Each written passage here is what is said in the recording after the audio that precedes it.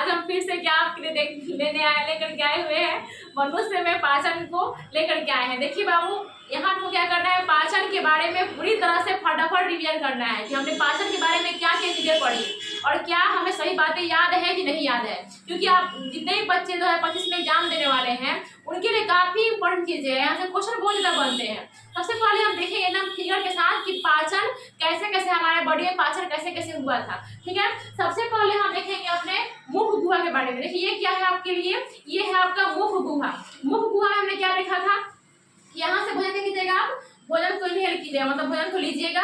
यहाँ पे क्या है आपका, ये है आपका मुख गुहा, ये क्या है आपका मुख गुहा। यहाँ से आप भोजन को अपने अंदर लीजिएगा, मुंह में लीजिएगा। और देखिए आप भ्रम में मत रहिएगा कि भोजन का पाचन पेट में शुरू होता है, नहीं, आपके जो भोजन का पाचन होता है ना वो कहाँ शुरू होता है, आपके मुख गुहा में ही भोजन का पाचन शुरू हो जाता है। जैसे आप भोजन को अपने मुंह के अंदर डालोगे तो आपके मुख गुहा में आपकी लाल ग्रंथि पाई जाती है। लाल ग्रंथि से पहले के मुख गुहा में क्या पाई जाती है, ये सबसे पहले हम देखेंगे भोजन के पाचन में। देखिए आपके मुख गुहा है ना, यहाँ पे आपका मुख गुहा, इस मुख गुहा में सबसे पहला क्या आएगा, मुख गुहा पर लिख देते हैं हम, मुख गुहा, बकल कैविटी। मुख गुहा में सबसे पहला पार्ट क्या आएगा, आपका दांत आएगा। क्या आ जाएगा, दांत। दूसरा पार्ट आ जाएगा जीभ, जीभ। दूसरा पार्ट क्या जाएगा आपका जीभ। और तीसरा पार्ट क्या जाएगा, लाड़ ग्रंथि। क्या पाएगा लोगों का, लाड़ ग्रंथि, स्लाइवरी ग्लैंड, एडेंग्यू और टीथ आ जाएगा। अब देखिए जीभ के बारे में भी मैंने पूरी तरह से क्या कर दिया था, आपको समझा दिया था। यही बताया था आपको कि जीभ किसी प्रकार का कोई पाचन नहीं करता है। जीभ आपकी बॉडी में सिर्फ और सिर्फ स्वाद का अनुभव कराती है कि वह खट्टा है, मीठा है, कड़वा है, नमकीन है। ठीक है, तो आपकी बॉडी में स्वाद का अनुभव कौन कराती है, सिर्फ जीभ। बाकी जीभ का किसी प्रकार कोई पाचन नहीं करती है। दूसरा आपकी जीभ, बॉडी में जीभ बोलने का भी काम करती है, तो जीभ का कोई काम नहीं करना है। जीभ जहाँ पढ़ेंगे आपको सेंस ऑफ ऑर्गन में पढ़ना है आपको, कि आपके बॉडी में जो 5 ज्ञान इंद्रिया है वहाँ पे जीभ के बारे में पढ़ेंगे, जीभ क्या होता है नहीं होता है। लेकिन यहाँ पे जीभ का सिर्फ इतना ही काम है कि स्वाद का अनुभव कराती है, बाकी कोई काम जीभ का नहीं होता है। हमने आपको दांत के बारे में बताया था कि दांत क्या होता है। आपके जो मनुष्य होते हैं, मनुष्य के जीवन काल में कितने बार दांत निकलते हैं, 2 बार निकलते हैं। मनुष्य के पूरे जीवन काल में इंसान में जो दांत 2 बार निकलते हैं उसे हम बोलते हैं डाइफियोडंट। और मनुष्य के जीवन काल में वैसे दांत जो एक ही बार निकलते हैं उसे हम बोलते हैं मोनोफियोडंट। क्या बोलते हैं हम, मोनोफियोडंट। मोनो मतलब एक और डाई मतलब क्या होता है, दो। तो पूरे जीवन काल में सिर्फ एक बार निकलते हैं दांत, उसे हम बोलते हैं मोनोफियोडंट। और जो पूरे जीवन काल में 2 बार निकलते हैं, जैसे आपका दूध का दांत क्या कितने बार निकलते हैं, एक बार झड़ जाते हैं और फिर क्या होते हैं आपका, फिर से दोबारा दांत निकलते हैं। तो वो जो दांत होते हैं उसे हम बोलते हैं डाइफियोडंट। तो दांत के बारे में जितनी बातें बताई थी, दांत 4 प्रकार के बारे में बताया था हमने। पहला बताया था, पहला क्या था, इंसीजर। दूसरा केनाइन, प्रीमोलर, मोलर। इंसीजर था, केनाइन था, प्रीमोलर था, मोलर था। इंसीजर क्या था आपका, काटने का काम करता है। सेब कैसे काटते हैं आप, सेब को कैसे काटते हैं, दांत 4 दांत होते हैं ना आगे, वैसे काटते हैं सेब को, दांत पूरा कचाल के सेब काटते हैं। तो अपना जो सेब को हम काटते हैं किससे काटते हैं, हम इंसीजर से काटते हैं। केनाइन का काम होता है फाड़ने का, किसका काम होता है, भोजन को चीरने फाड़ने का किसका काम होता है, केनाइन का। चौड़ना का काम होता है भोजन को क्या करना है, पीसने का, पूरी तरह से पीस को महीन करने का। और अग जोड़ना का काम जो होता है भी भोजन को पीसने का ही काम करता है। आप मनुष्य में दांत 4 प्रकार के होते हैं, पहला केनाइन, पहला इंसीजर, केनाइन, प्रीमोलर, मोलर, सबका कार्य बता दिया हमने। उसके बाद हम आते हैं लाड़ ग्रंथि पे। क्या होते हैं आपके, देखिए इसमें इस फिगर में आपको जो पीला पीला दिख रहा है ना, 1 2 3, जो पीला पीला दिख रहा है 1 2 3, तो यही आपका सबसे बड़ी लाड़ ग्रंथि, उसे बोलते हैं पैरोटिड। मनुष्य में लाड़ ग्रंथि 3 जोड़ी लाड़ ग्रंथि पाई जाती है। कितनी जोड़ी लाड़ ग्रंथि पाई जाती है, 3 जोड़ी। पहला क्या होती है, इधर एक यहाँ पे होती है कान के पास, एक होती है गाल के पास और एक होती है यहाँ पे, क्या होती है, यहाँ पे होती है। तो मनुष्य में 3 जोड़ी यानी कि 6 लाड़ ग्रंथि पाई जाती है, 3 इधर 3 इधर। क्वेश्चन पूछता है कि मनुष्य जो होती है एक दिन में कितने लीटर लाड़ का स्राव करती है, तो 1 से 1.5 लीटर लाड़ का स्राव करती है, समझ गए। तो लाड़ ग्रंथि मनुष्य में 3 जोड़ी पाई जाती है यानी कि 6 पाई जाती है। अब पूछते हैं सबसे बड़ी लाड़ ग्रंथि कौन सी होती है, तो पैरोटिड। दूसरा सबमैंडिबुलर, तीसरा सबलिंगुअल। Parotid, submandibular, sublingual. अब लाड़ ग्रंथि से बहुत सारे प्रकार के एंजाइम भी निकलते हैं। कितने बार एंजाइम निकलते हैं, बहुत सारे प्रकार के एंजाइम भी निकलते हैं। लाइपेज होता है, ठीक है, सॉरी लाइसोजाइम होता है, टाइलिन होता है, म्यूलिन होता है, डाइस्टेज होता है। लाल ग्रंथि से 4 प्रकार के एंजाइम निकलते हैं। पहला होता है लाइसोजाइम, दूसरा म्यूलिन, टाइलिन, डाइस्टेज। आपका जो लाइसोजाइम होते हैं ना, आपके भोजन में जो कीटाणु होते हैं उसको मारने का काम करते हैं। आपका जो डाइस्टेज और टाइलिन है, जो कि बॉडी में जो आपके लाल ग्रंथि से जो लाल निकलते हैं, जो एंजाइम निकलते हैं, जिसे हम डाइस्टेज और टाइलिन बोलते हैं, उसका काम क्या होता है, यह आपके बॉडी, आपके भोजन में स्टार्च का पाचन करता है। किसका पाचन करता है? स्टार्च यानी कि वसा का पाचन करता है, ठीक है ना, कार्बोहाइड्रेट को तोड़ता है, कार्बोहाइड्रेट को तोड़ता है, ठीक है ना। और उसके बाद आपके मुंह में एक और एंजाइम निकलता है लाल ग्रंथि से, वो होता है म्यूलिन। यह भोजन को चिपचिपा बनाता है। क्या करता है? भोजन को चिपचिपा बना देता है, ताकि भोजन आपके निगलने में क्या हो, आसान होके, ठीक है। तो ये सारी बातें हमने किसकी में पढ़ी थी? आपकी मुख गुहा में पढ़ी थी। मुख गुहा में आपका जीभ जो होती है वो पीछे से फ्रेनुला से जुड़ी होती है। अभी कुछ ना कहीं पूछ लेता है, जब जीभ होती है और पीछे से कहाँ से जुड़ी होती है? फ्रेनुला से जुड़ी होती है। आपके मुख गुहा में एक वी आकार का लटका हुआ भाग दिखाई देता है। ऐसे आपके जो आपका तलवा होता है ना, ऊपर जो तलवा होती है, यहाँ पे वी आकार का लटका हुआ दिखाई देता है, उसे हम बोलते हैं यूबुला। क्या बोलते हैं उसको? हम यूबुला। तो ये पूरा आपका देखिए जो दिख रहा है, एग्जाम में पूछता है, इसका फिगर ही पूछता है कि फिगर ड्रॉ कीजिए, मनुष्य के पाचन तंत्र का फिगर ड्रॉ कीजिए। तो फिगर जरूर ड्रॉ कीजिएगा बाबू, ठीक है ना। बिल्कुल आसान है फिगर ड्रॉ करना। मस्त आप आराम से फिगर को ऐसे बनाइएगा, ठीक है। बिल्कुल कोशिश कर लीजिए कि फिगर आपका अच्छे से क्या हो जाए, बिल्कुल ड्रॉ हो जाए, ठीक है ना। फिगर बिल्कुल होकर ड्रॉ होगा। उसके बाद यहाँ से आप ले आइए, ये हो गया आपका। फिगर ड्रॉ करना भी काफी आसान है, बहुत ज्यादा कॉम्प्लिकेटेड नहीं है फिगर ड्रॉ करना।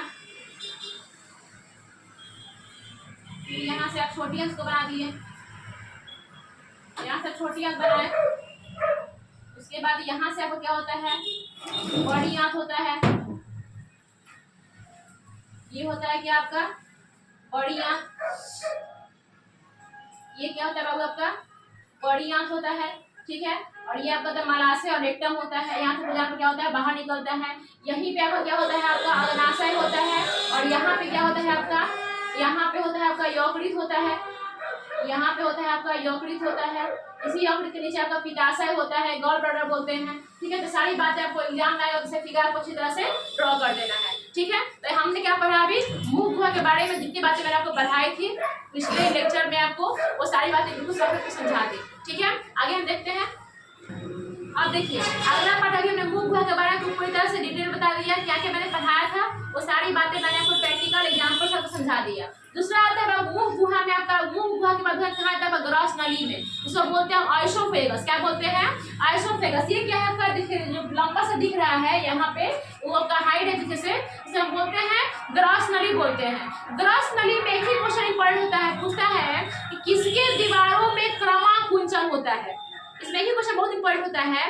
क्वेश्चन आप पूछता है कि ग्रॉस नली की दीवारों में क्रमाकुंचन होता है। यदि आपके ग्रॉस नली की दीवारों में क्रमाकुंचन नहीं होगा तो आपका जो भोजन होगा, आपके जो भोजन होगा बिल्कुल, आपका जो ग्रॉस नली होगा बिल्कुल पाइप की तरह हो जाएगा, और भोजन ना पेट में ढप ढप गिरेगा। कैसे गिरेगा? बिल्कुल इस तरह होता है ना कि छत से जब पानी जब चूता है तो कैसे आवाज करता है, एकदम भर भर आवाज करता है। उसी प्रकार जब भोजन गिरेगा पेट में तो ढप ढप आवाज करेगा, ठीक है। तो ये क्या होता है, आपका ग्रॉस नली होता है। क्वेश्चन पूछता है कि ग्रॉस नली की दीवारों में क्या होता है, तो ग्रॉस नली की दीवारों में क्रमाकुंचन होता है। क्रमाकुंचन क्या होता है, यानी कि फैलना सिकुड़ना, फैलना सिकुड़ना, फैलना सिकुड़ना किसकी दीवार में होता है, ग्रॉस नली के दीवारों में ही होता है, ठीक है। अब ग्रॉस नली के बाद कहाँ जाएगा आपका, ग्रॉस नली के बाद अमाशय में जाएगा। ये देखिए आपका अमाशय है, ये क्या है आपका अमाशय है।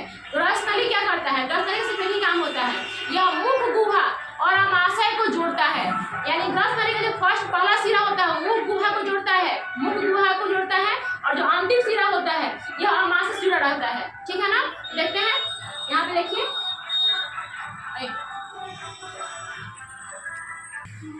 अब यहाँ पे देखिए हमने क्या होता है आपको ग्रॉस नली बताया। ग्रॉस नली की दीवारों में क्या होती है, क्रमाकुंचन होती है। जो ग्रॉस नली होती है इसकी दीवारों में क्या होती रहती है, क्रमाकुंचन, यानी कि फैलना सिकुड़ना, फैलना सिकुड़ना, फैलना सिकुड़ना होते रहता है, तभी भोजन आपका आसानी से पेट में जाता है। अब ग्रॉस नली से भोजन कहाँ जाएगा, आपका अमाशय में जाएगा।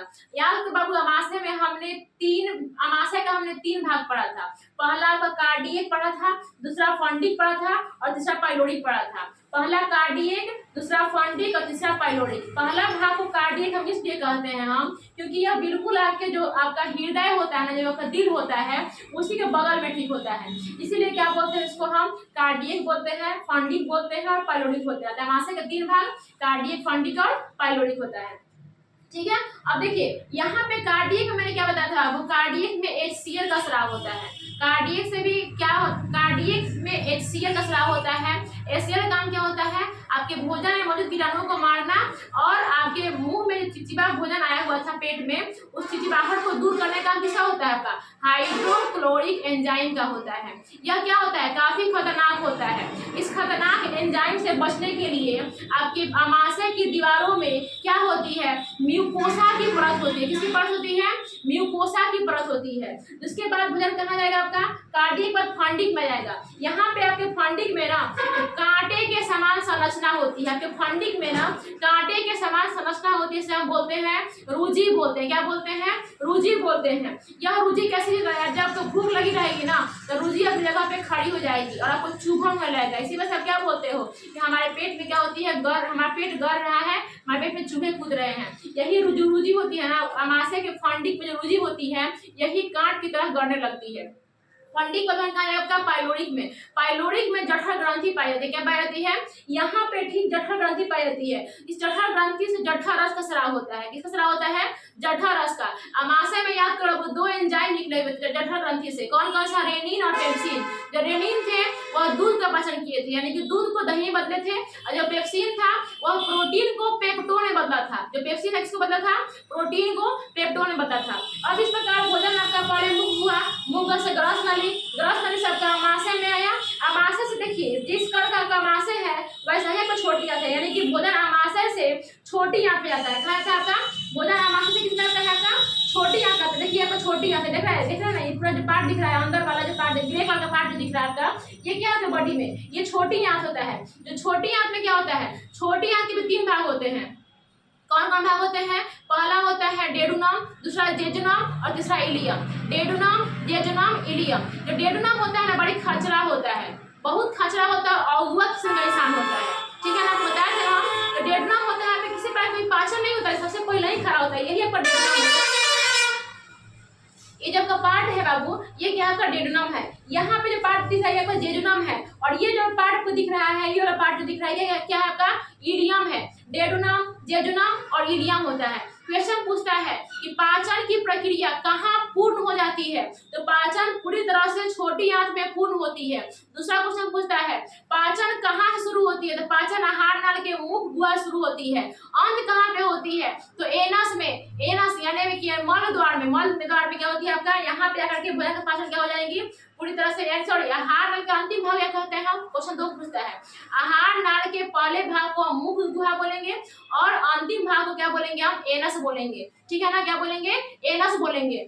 उसके बाद देखिए आपके आमाशय से भोजन कहाँ जाएगा, आपकी छोटी आंत में। अब छोटी आंत में जो पहला भाग होता है जिसे हम डेडुनम बोलते हैं, डेडुनम कहता है कि हम अम्लीय भोजन नहीं लेंगे। क्यों बोलता है, क्योंकि डेडुनम के पास HCl जो आपका अम्लीय भोजन का हाइड्रोक्लोरिक अम्ल था, उससे बचने के लिए किसी प्रकार का कोई झिल्ली नहीं था।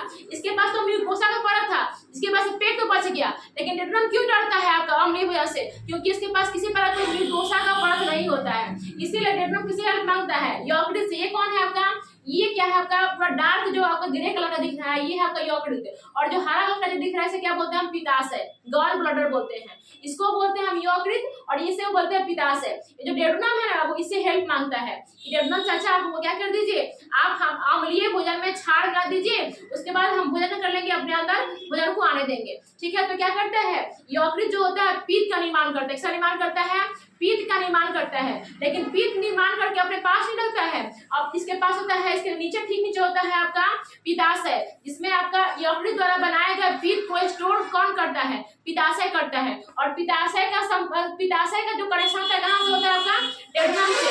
यहीं से पित्ताशय क्या करता है, भोजन में क्या मिला देता है आपका, छाड़ मिला देता है। छाड़ मिला देने के बाद क्या होता है, अम्लीय का प्रभाव छाड़ मिला देने के बाद पित्ताशय जो होता है भोजन में छाड़ मिला जाता है, जिसके वजह से भोजन से अम्लीय का प्रभाव नष्ट हो जाता है। अब भोजन कहाँ पे आएगा, डेडुनम में। कहाँ आएगा भोजन का, डेडोनम में। जब भोजन डेडोनम में आएगा तो डेडोनम कहता है कि हमको पाचन करने आता ही नहीं है, तब फिर किससे मदद मांगेगा? अग्नाशय से, पेनक्रियाज से। तो पेनक्रियाज बहुत अच्छा इंसान होता है, क्या करता है उसका आपका डेडोनम का मदद कर देता है। कहता है कि आपको क्या चाहिए, तो डेडोनम बोलता है कि हमको पाचन करने के लिए एंजाइम चाहिए। तो अग्नाशय से 3 प्रकार के एंजाइम निकले थे, लेट, लाइपेज, एमाइलेज और ट्रिप्सिन। जो लाइपेज थे बाबू वो वसा का पाचन किया था, जो एमाइलेज था वो स्टार्च का पाचन किया था, और जो ट्रिप्सिन था वह पेप्टोन को पेप्टोइड में तोड़ा था। याद करो, आपको बताया था हमने। जो आपका लाइपेज था वो वसा का पाचन किया था, जो एमाइलेज था वो स्टार्च का पाचन किया था, और जो ट्रिप्सिन था वह पेप्टोन को पेप्टोइड में बदला था, यानी कि प्रोटीन का पाचन किया था। तो यहाँ तक आगे हम लोग। उसके बाद जो भोजन डेडोनम जो होता है, जो भोजन होता है किसमें आता है आपका? डेडोनम में। डेडोनम के बाद भोजन कहाँ जाएगा आपका? जेजुनम में। जेजुनम में किसी तरह कोई पाचन नहीं होता है, यहाँ पे सिर्फ भोजन को फैलने के लिए जगह मिल जाता है, ताकि भोजन बिल्कुल आसानी से चल सके। भोजन को सिर्फ फैलने के लिए जगह कहाँ मिलता है? आपके जेजुनम में। और जेजुनम के बाद भोजन कहाँ जाता है? इलियम में। इलियम क्या होता है? यह छोटी आंत का अंतिम भाग होता है, और छोटी आंत में ही भोजन का पाचन पूर्ण हो जाता है, और साथ ही साथ यहाँ भोजन का अवशोषण भी होता है। क्वेश्चन पूछता है कि छोटी आंत के किस भाग में भोजन का अवशोषण होता है? तो छोटी आंत के इलियम में। इलियम में भोजन का अवशोषण होता है। इलियम से भी बहुत सारे प्रकार के एंजाइम निकले हुए थे। इलियम से क्या निकला था? आपका आंत रस निकला हुआ था। उस आंत रस को सम्मिलित रूप से हम सक्कस इंट्रिकस कहते हैं। क्या कहते हैं हम? सक्कस इंट्रिकस कहते हैं। उसके साथ साथ इलियम से भी बहुत सारे प्रकार के एंजाइम निकले थे। पहला इरेप्सिन, लाइपेज, इरेप्सिन निकला था, लाइपेज निकला था, उसके बाद गैलेक्टोज निकला था, ठीक है ना। बहुत सारे प्रकार के एंजाइम निकले थे, सबका नाम को मैंने बताया था आपको, ठीक है। तो जो इरेप्सिन था वह प्रोटीन को, पहले आपका जो प्रोटीन था वह पेप्टोन में आमाशय में टूटा था, जो पेप्टोन था वह पेप्टाइड में अग्नाशय में टूटा था, यानी कि आपका डेडोनम में टूटा था। किसमें टूटा था? आपका डेडोनम में। और यहाँ पे जो पेप्टाइड है वो आपका एमिनो अम्ल में, एमिनो एसिड में कहाँ जाकर टूटेगा? आपका यहाँ पे इलियम में टूटेगा। किसमें टूटेगा? आपका इलियम में। तो इलियम में महत्वपूर्ण एक ही पॉइंट होता है कि जो इरेप्सिन होता है, इरेप्सिन कहाँ पाया जाता है? तो छोटी आंत के इलियम में। इरेप्सिन क्या आपका एंजाइम है? जो इरेप्सिन एंजाइम है वो कहाँ होता है? वह छोटी आंत के इलियम में होता है, और वो उसका काम क्या होता है? यह प्रोटीन को आपको ये जो प्रोटीन जो पेप्टोन के रूप होता है वह पेप्टोन को एमिनो अम्ल में बदलता है। किसमें बदलता है? आपका एमिनो अम्ल में, ठीक है। और उसके बाद भोजन कहाँ जाता है? यहाँ पे आता है। भोजन क्या हुआ आपका? ये आपका डेडोनम, जेजुनम, इलियम के बाद कहाँ जाएगा? आपका यहाँ पे देखिए बड़ी आंत। ये क्या है? देखिए जो आपका दिख रहा है ये ऑरेंज कलर का, ये होता है आपका बड़ी आंत। क्या होता है आपका? बड़ी आंत। देखिए ये छोटी आंत है, ये बड़ी आंत है। तो छोटी आंत और बड़ी आंत के हम जोड़ क्या बोलते हैं? हम सीकम बोलते हैं। छोटी आंत और बड़ी आंत के जोड़ क्या बोलते हैं? हम सीकम बोलते हैं। और इसके बाद भोजन सीकम से कहाँ जाएंगे? इधर जाएंगे, इधर होते हुए यहाँ पे आएंगे। देखिए आपको बताया था ना कि बड़ी आंत में किसी प्रकार का कोई पाचन नहीं होता है, यहाँ पे सिर्फ जल का अवशोषण होता है। जो भोजन में पचे हुए भोज्य पदार्थ होते हैं वहां से सिर्फ जल का अवशोषण होता है। इसको हम बताए थे, इस बड़ी आंत को हम टेक्निकल भाषा में कोलोन बोलते हैं। क्या बोलते हैं? हम कोलोन बोलते हैं। इसको बोलते हैं हम असेंडिंग कोलोन, इसको बोलते हैं ट्रांसवर्स कोलोन, इसको बोलते हैं डिसेंडिंग कोलोन, और इसको क्या बोलते हैं? कमेंट में बताइएगा, मैं नहीं बताऊंगी। इसको हम क्या बोलते थे, क्या बोले हैं वीडियो में, आप कमेंट करके बताइएगा। ठीक है, हम बताते हैं। सिग्मोइड कोलोन बोलते हैं। क्या बोलते हैं इसको? हम सिग्मोइड कोलोन बोलते हैं। इसको बोलते हैं हम ascending colon, transverse colon, descending colon और सिग्मोइड कोलोन बोलते हैं। तो ये आपकी बड़ी आंत जो कोलोन है 4 हिस्सों में बटे हुए होते हैं, ठीक है। 4 हिस्सों का नाम बता दिया आपका। इसमें किसी तरह कोई पाचन नहीं होता है। इसमें सिर्फ और सिर्फ भोजन में मौजूद जब भोज्य पदार्थ में जो जल के मिले हुए थे उस जल को अवशोषण करने का काम कौन करता है? यही बड़ी आंत करता है। कौन करता है? बड़ी आंत करता है। उसके बाद देखिए यहाँ पे बड़ी आंत बताया था आपको कि बड़ी आंत के ठीक नीचे जहाँ पे सीकम होता है, छोटी आंत और बड़ी आंत के जोड़ को क्या कहते हैं? हम सीकम कहते हैं। अभी सीकम के ठीक नीचे ना एक देखिए, यहाँ पे देखिए लड़का हुआ है, अंगुली के समान समाचार लड़की हुई है, जिसे हम बोलते हैं अपेंडिक्स। क्या बोलते हैं? अपेंडिक्स। यही आपके बॉडी के लिए अपेंडिक्स क्वेश्चन पूछता है कि मनुष्य के आहार नाल में जो अपेंडिक्स होता है वो कैसा अंग होता है? तो अवशेषीय अंग होता है।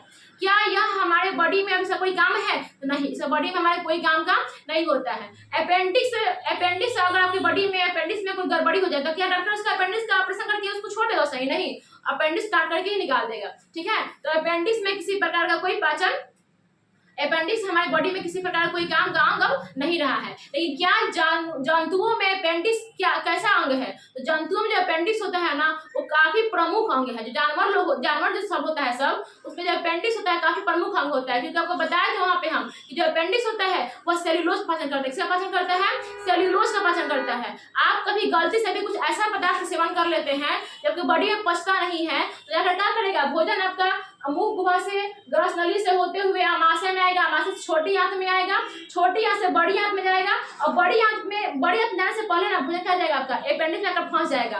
अब भोजन फंस जाएगा ना बाबू, तो क्या हो जाएगा? धीरे धीरे अपेंडिक्स में सड़ जाएगा, और सड़ने के बाद क्या होगा? आपके अपेंडिक्स में घाव बन जाएंगे, और वही घाव जैसे आप इधर कीजिएगा ना, तो क्या होगा? वो अपेंडिक्स गड़ने लगते हैं, जिसकी वजह से आपको दर्द होने लगता है।